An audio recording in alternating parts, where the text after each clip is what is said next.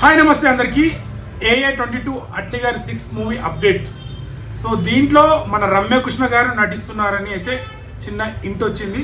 మరి అది అఫీషియల్గా అయితే మరి మూవీ టీం పోస్ట్ ఎప్పుడు రిలీజ్ చేస్తుందో. సో ఈ చిన్న అప్డేట్ అయితే రూమర్స్ వస్తుంది. మరి రమ్యకృష్ణ గారు కూడా అట్లీ గారి మూవీలో జాయిన్ అవ్వబోతున్నారంట.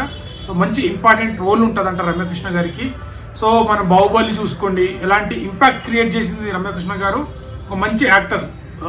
సో ఏ క్యారెక్టర్లోనైనా తను అవలీలగా చేసేస్తుంటారు రమ్యకృష్ణ గారు. విలన్గా కావచ్చు, హీరోయిన్గా కావచ్చు, నెగిటివ్ రోల్, మదర్ క్యారెక్టర్ ఏదైనా కానీ రమ్యకృష్ణ గారు ఎక్సలెంట్ పర్ఫార్మర్.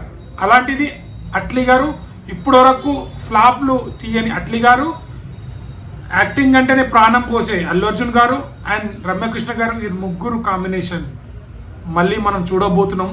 సో రమ్యకృష్ణ గారితో ఇప్పటివరకు చేయలేదనుకుంటా. అల్లు అర్జున్ గారు అయితే ఇప్పటివరకు రమ్యకృష్ణ గారితో చేయలేదు. అట్లీ గారు కూడా మేబీ చేసి ఉంటే తెలియదు, చేసి ఉంటే మీరు కమెంట్ చేయండి. సో ఈ ముగ్గురు కాంబినేషన్ సో చూద్దాం ఎలా ఉండబోతుందో. సో ఇది అప్డేట్. చాలామంది అన్న అప్డేట్ ఇవ్వండి అన్న అప్డేట్. బ్రదర్ AA22 అప్డేట్ ఉంటే ఖచ్చితంగా వీడియో చేస్తాను. సో ఏదైనా అప్డేట్ వస్తే ముందుగా అప్డేట్ ఇవ్వడానికి ట్రై చేస్తున్నాను. ఇది రూమర్స్ అయితే నడుస్తుంది. మరి అఫీషియల్ అప్డేట్ అయితే మనకు త్వరలో వస్తుంది. చాలామంది పోస్టర్ ఎప్పుడు వస్తుంది, ఫస్ట్ గ్లింప్ ఎప్పుడు వస్తుంది.